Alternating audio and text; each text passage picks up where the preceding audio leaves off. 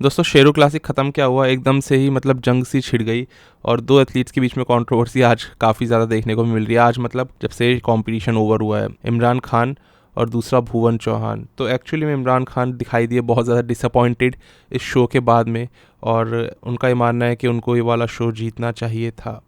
तो इस तरीके से कंट्रोवर्सी लगातार ये बिल्ड होती जा रही है और कहीं ना कहीं एक होता है ना कोल्ड वॉर टाइप दो इन एथलीट्स के बीच में, वो अब बढ़ती जा रही है।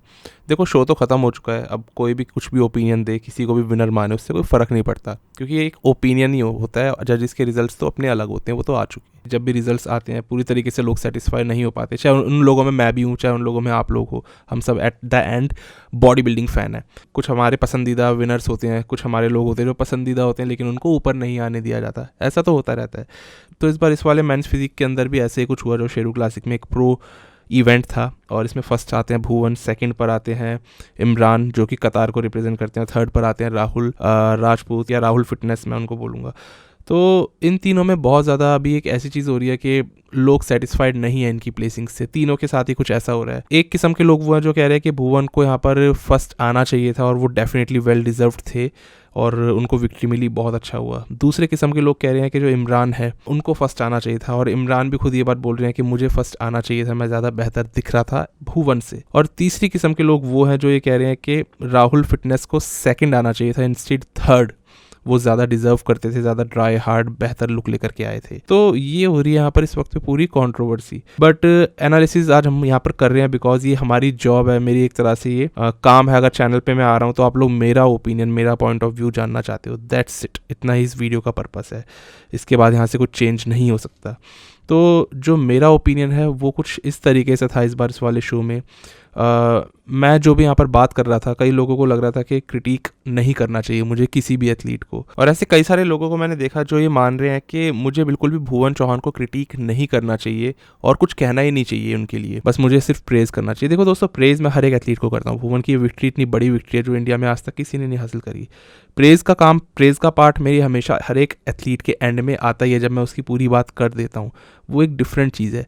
पर क्या एक्चुअली मैं यहाँ पर क्रिटिक करना बंद कर दूँ सारे एथलीट्स को, सिर्फ ये बोलूँ कि वो एथलीट बहुत अच्छा लग रहा था? फैक्ट बात बताऊँ, सुनीत यादव की यहाँ पर सेकंड प्लेसिंग आई है, लोग बहुत नाराज़ हैं, उनको फर्स्ट आना चाहिए था। पर अभी आप सुनीत यादव को रख करके देखो और ये सोचो अगर वो एकदम ऑफ आते इस शो के अंदर और वो तब भी फर्स्ट आ जाते और मैं उनको यहाँ पर बोलता कि Sunit Yadav well deserved champion है, ऐसा होता अगर, तो क्या आप लोग मेरी बात से एग्री करते? शायद कर जाते, मे बी, बिकॉज आप सब और मैं, हम सब सुनीत यादव फैंस हैं।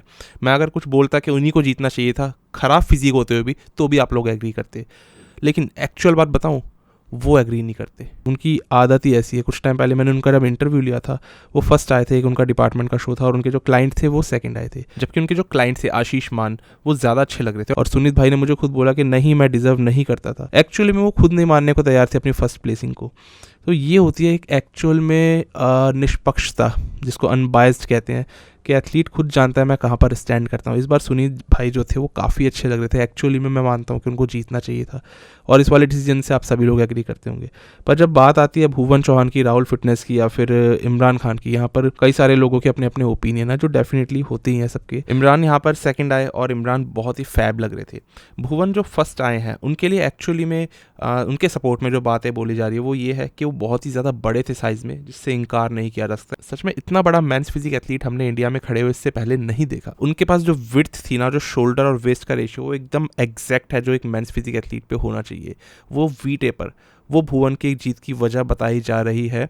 जो लोग अपने आप से इसका अनुमान लगा रहे हैं कि हाँ भाई इस वजह से जजेस ने इनको डिसीजन दिया होगा, और ज़्यादातर लोग इसी चीज़ में मानते हैं। आप लोग भी यही वजह मान रहे होंगे। भुवन की बैक और भुवन के शोल्डर्स बहुत बड़े थे सच में। जब भी मैं किसी बॉडी बिल्डिंग शो को जज करता हूँ या फिर मैं किसी भी शो को देखता हूँ और आप लोग मेरा एनालिसिस सुनने आते हो, मैं हमेशा एक चीज़ पे हमेशा फोकस करूँगा, वो है conditioning, crazy conditioning, dry hard physique. At the end body building का वही मतलब मुझे समझ आता है। चाहे ब्रैंडन करी वर्सेस विलियम बोनेक की बात कर लो जो इस बार आर्नोल्ड में हुआ था, ब्रैंडन के पास में ग्रेट फिजिक थी अगर देखा जाए जजेस की निगाह से। वही जजेस थे, वही स्टीव वाइनबर्गर थे, उन्होंने कहा कि ब्रैंडन के पास में जीतने की बहुत बड़ी वजह है उनके शोल्डर टू वेस्ट रेशियो, एक वी टेपर। विलियम बोनेक के हर एक वाव फैक्टर को उन्होंने ब्रैंडन के नीचे दबा दिया। ये जजेस का ओपिनियन है और यही एट द एंड मायने रखा। वहाँ पर सब लोगों को पता था कि एक्चुअली में विलियम बोनेक कितने अच्छे लग रहे हैं, क्योंकि एक पॉपुलैरिटी यहाँ पर बीच में नहीं आ रही थी। एग्जैक्टली हम लोग अनबायस्ड तरीके से देख पा रहे थे कि इन दोनों एथलीट्स में से कौन अच्छा लग रहा था। पर इस बार मुझे कहीं ना कहीं ऐसा लग रहा है कि अगर पॉपुलैरिटी को साइड में रख के देखा जाए, एक जो हाइप को साइड में रख के देखा जाए, तो बहुत ही ज़्यादा अलग आपको फ़र्क दिखेगा दोनों इमरान और भुवन की फ़िज़ीक में। आपको ये दिखाई देगा कि भुवन की फ़िज़ीक जितनी ज़्यादा वाइड है, जितनी ज़्यादा बड़ी है, at the same time Imran Khan की फ़िज़ीक उतनी ज़्यादा बड़ी नहीं है, इतने वाइड उनके शोल्डर्स नहीं खुलते। पर मसल डेंसिटी की जब बात आती है और मसल हार्डनेस की जब बात आती है, तब आपको कहीं ना कुछ फ़र्क दिखने लगेगा। आपको दिखने लगेगा कि इमरान की बैक के अंदर जो मसल्स हैं वो ज़्यादा हार्ड और डेंस हैं। आपको फ्रंट से उनके एब्स और उनकी चेस्ट भी ज़्यादा क्लियरली सेपरेटेड और ज़्यादा थिक लगेंगे, और वहीं पर ही भुवन की चेस्ट और एब्स आपको उतने ज़्यादा शार्प डिफाइंड नहीं दिखेंगे, बिकॉज कहीं ना कहीं भुवन की फिजिक सॉफ्ट लग रही थी। एक जो एकदम रिप्ड फिजिक, एकदम ड्राई फिजिक होनी चाहिए, वो मुझे यहाँ पर भुवन की नहीं लगी। तो मैं अगर पॉपुलैरिटी और हाइप को और एक इंडियन जीता है इस चीज़ को असाइड में रखते हुए निष्पक्ष तरीके से देखूं, जो मैं हमेशा देखने की कोशिश करता हूं हर एक शो को, तो मेरे हिसाब से यहाँ पर इमरान खान की फिजिक्स ज़्यादा बेहतर लग रही थी भुवन चौहान से। ये मेरा ओपिनियन है। अब मैं मानता हूँ ज़्यादातर लोग ये मान के चल रहे होंगे कि ये ओपिनियन गलत है और ज़्यादातर लोग भुवन चौहान के सपोर्ट में है, तो ये बिल्कुल अच्छी बात है, होना भी चाहिए। मैंने जैसे बोला, प्रेज़ का पार्ट और इंडिया से एक विक्ट्री मिली और प्रो कार्ड क्या, प्रो शो एक इंडियन जीत गया, ये वाला पार्ट हमारे लिए बहुत ज़्यादा मायने रखता है और हम लोग उसी तरीके से ज़्यादा करके सोचते हैं इमोशनली। लेकिन अगर हम किसी को सपोर्ट करते हैं वो भी एक अच्छी बात है, पर मेरा ये ओपिनियन है कि सपोर्ट करो निष्पक्षता से, जो सही लगे उसको सपोर्ट करो। अब सुनील यादव को मैं यहाँ पर सपोर्ट करता हूँ फुली, इस वाले कंपटीशन में उनको जीतना चाहिए था।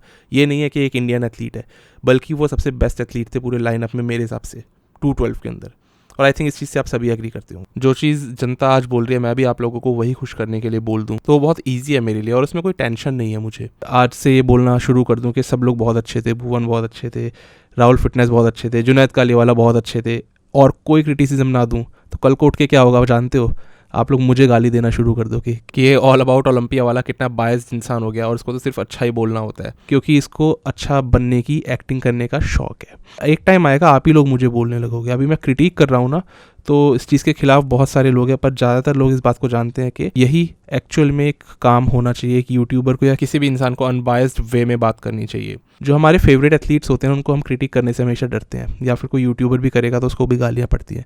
पर वहीं कोई एथलीट ख़राब परफॉर्म कर रहा हो और उसको हम क्रिटिक कर दे, कितनी मर्जी गालियाँ भी दे दे, तो सब लोग साथ आ जाते हैं, हाँ भाई ये तो इसी लायक था, इसकी तो फिजिक ही एकदम बेकार थी, अच्छा हुआ इसको ये प्लेसिंग मिली। तो ऐसे एथलीट्स भी बहुत थे इस बार मेंस फिजिक वाले लाइनअप में, उनको भी मैं क्रिटिक करना शुरू कर दूंगा तो आप लोगों को बहुत अच्छा लगेगा। बट विनर को या फिर फैन फेवरेट को क्रिटिक करने में चाहे यूट्यूबर हो चाहे कोई भी इंसान हो, उसको गालियाँ पड़ती हैं। मेरे हिसाब से ये मेरा ओपिनियन है एज अ फैन। मैं भी ये मानता हूँ कि यहाँ पर इमरान की फिजिक ज़्यादा बेहतर मुझे लग रही थी as compare to Bhuvan. And इसका मतलब ये नहीं है कि मैं भुवन से कोई मतलब मेरी कोई नाराज़गी है या फिर इस तरीके से मैं सोचता हूँ, ये बातें आप लोग फैलाते हो।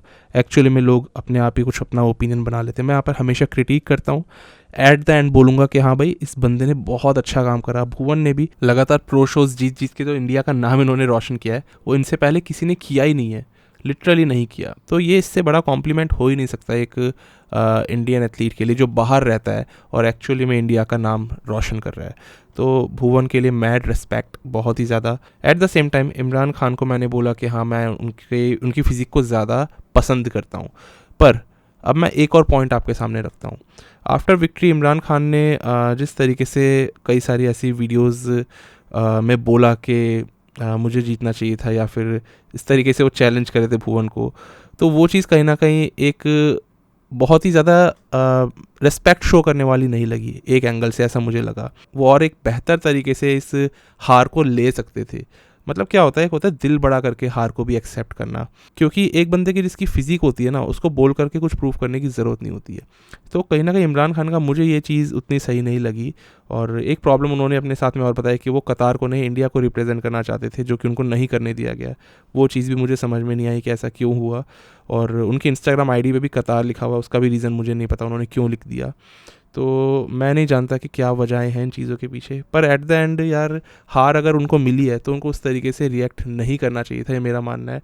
एज अ जेंटलमैन उस हार को भी एक्सेप्ट करे और पोलाइटली एक्सेप्ट करे और एक्चुअली में बताएं कि हाँ भाई स्टेज पे जब अगली बार हम मिलेंगे तो इस तरीके से अपना बेस्ट टू बेस्ट निकाल करके देंगे जब वो ओलंपिया स्टेज पे मिलेंगे। बिकॉज हमें पता है भुवन चौहान और इमरान खान दोनों ही ओलंपिया के लिए क्वालिफाइड हैं। तो हाथ मिलाना चाहिए इन दोनों एथलीट्स को अगली बार जब स्टेज पे भी मिले। ये नहीं कि यार एक नफरत से आप इस स्पोर्ट के अंदर दोनों के दोनों चल रहे हो। तो आई थिंक एक ब्रदरहुड होना, एक कम्राडरी होना बहुत ज़रूरी है। नफरत से गेम नहीं ग्रो हो सकती यार, है ना। मैं हमेशा यही बात आपको एट द एंड बोलूँगा। आई थिंक आप मेरा पॉइंट समझ रहे होंगे कि मैं हर एक पॉइंट को कवर करने की कोशिश करता हूँ। मैं कभी एक तरफा बात कर ही नहीं सकता हूँ।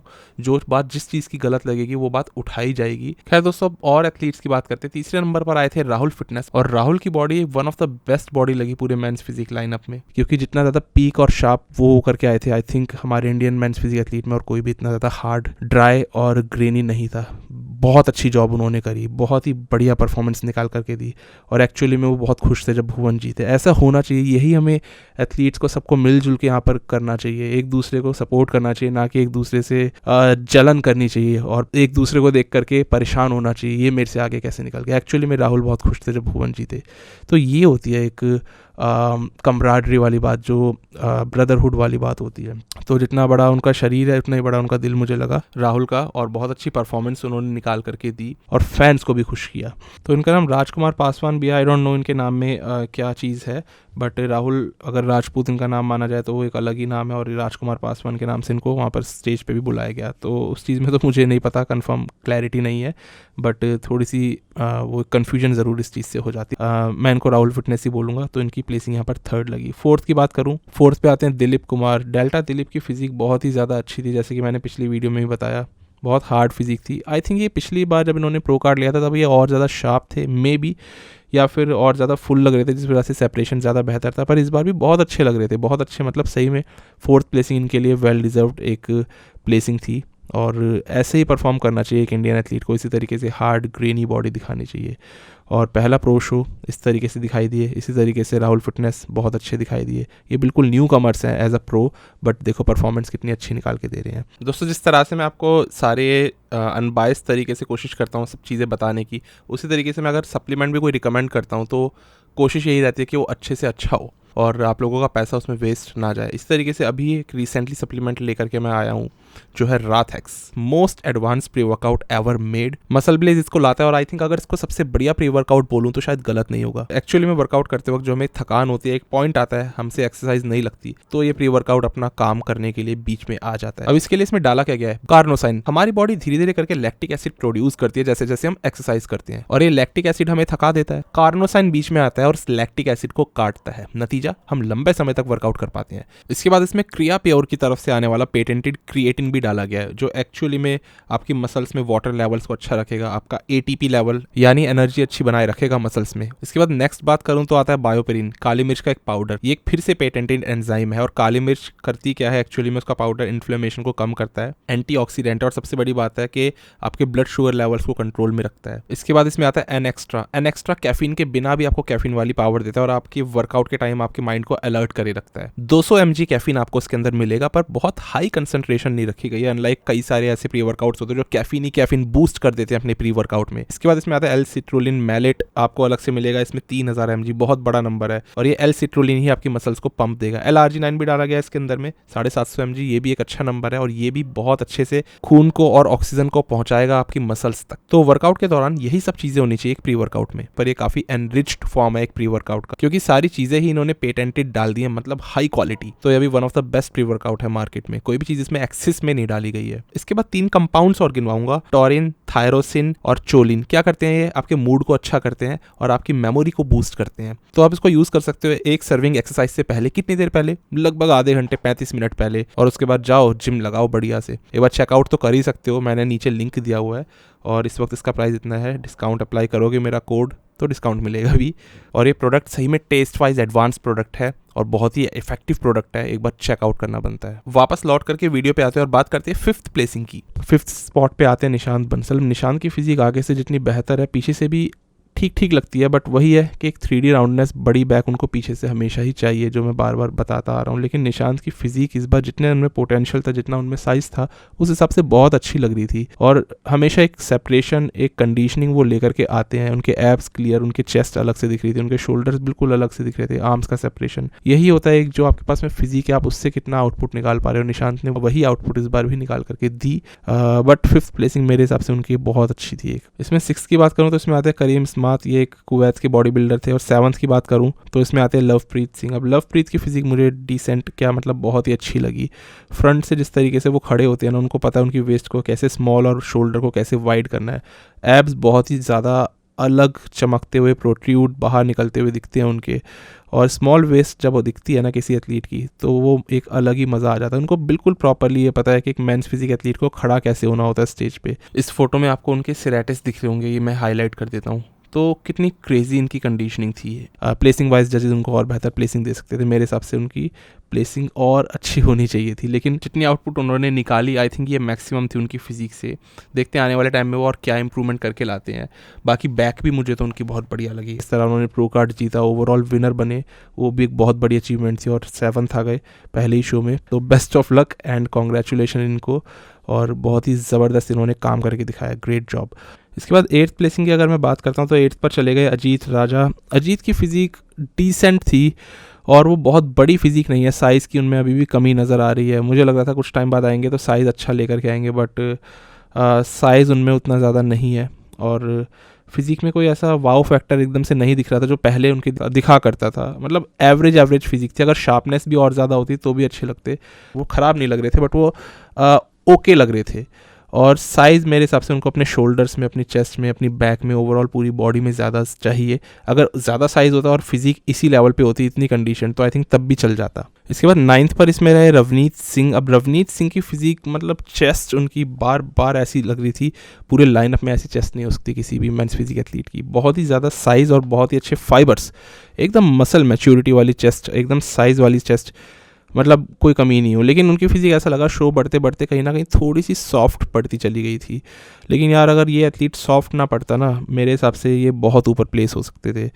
इनकी फ़िज़िक में ऐसी कोई ख़ास कमी नहीं थी। बहुत ही प्रो लेवल की फ़िज़िक एक्चुअली में है इनकी। वैसे तो प्रो कार्ड होल्डर भी है, बट प्रो लेवल की फ़िज़िक भी इनके पास में है। तो लेकिन यहाँ पर इनको 9th प्लेसिंग मिली। देखते हैं आगे आने वाले टाइम पे क्या करते हैं, क्योंकि इनका फ्यूचर मुझे तो लग रहा है ब्राइट। और देखना होगा कहाँ पर इनके एक वीक बॉडी पार्ट है जिसको कि इम्प्रूव करेंगे आने वाले टाइम में। फ़िलहाल अच्छी प्लेसिंग इनकी और आ सकती थी, बट ठीक है यार, जिस तरीके से बॉडी रिएक्ट करती है, जजेस भी उसी तरीके से रिएक्ट करते हैं और आपको आखिर में पॉइंट्स देते हैं और प्लेसिंग देते हैं। फ़िलहाल इन्होंने भी अपनी तरफ से एक अच्छा अपना वर्जन दिखाने की पूरी कोशिश करी। इसके बाद 10th पर अगर हम लोग आएँ तो मोहम्मद मुस्तफ़ा, इजिप्ट के ये एथलीट हैं, ये आते हैं।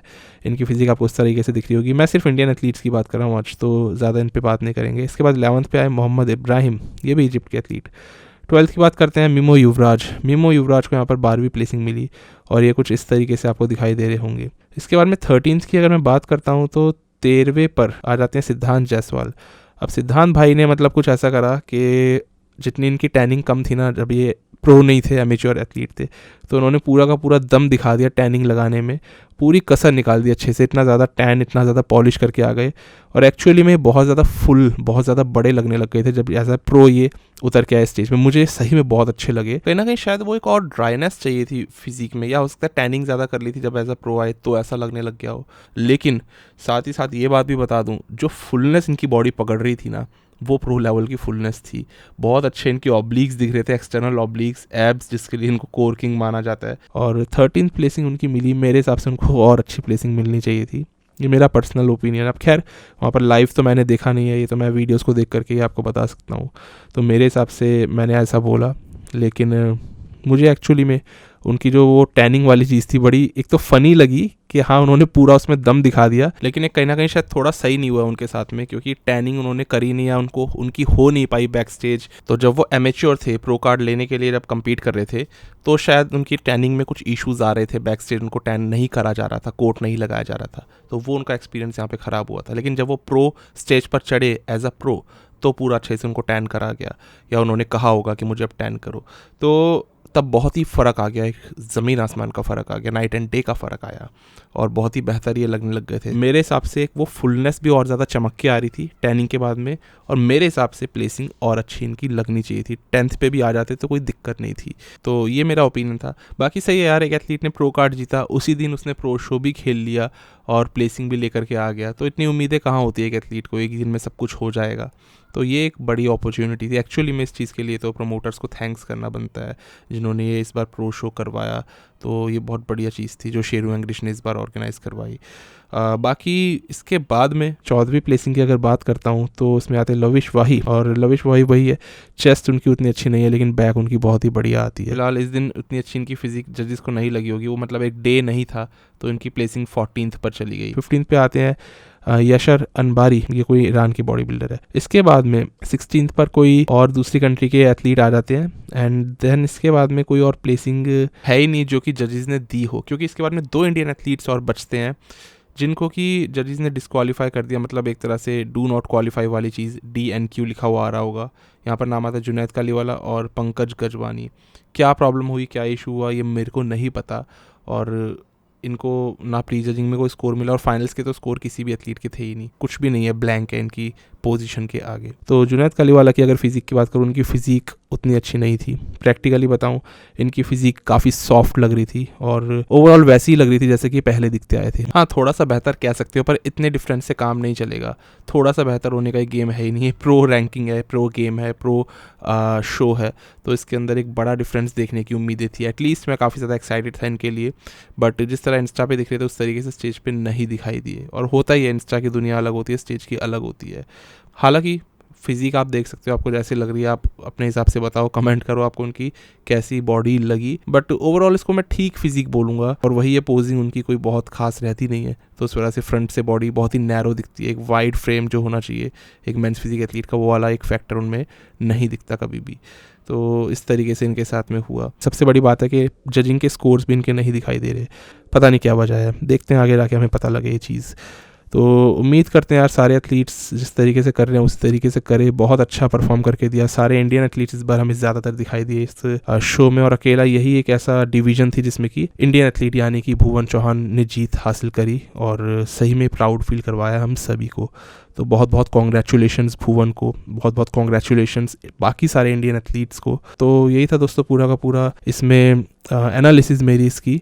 बाकी आप बताओ, आपको आपके हिसाब से किसी को ऊपर आना चाहिए था जिसको काफ़ी पीछे डाल दिया गया हो, ऐसा कोई नाम दिमाग में आता तो मुझे बताना ज़रूर। और हाँ, मसल ब्लेस के इस प्री वर्कआउट को चेक करना मत भूलना, और फिर डेफिनेटली आप इसको खरीद भी सकते हो अगर चाहो तो। बस दोस्तों ये था इस वीडियो में, मिलते हैं एक नई वीडियो में एक नए टॉपिक के साथ। तब तक के लिए स्टे ट्यून्ड, गुड बाय, शुक्रिया।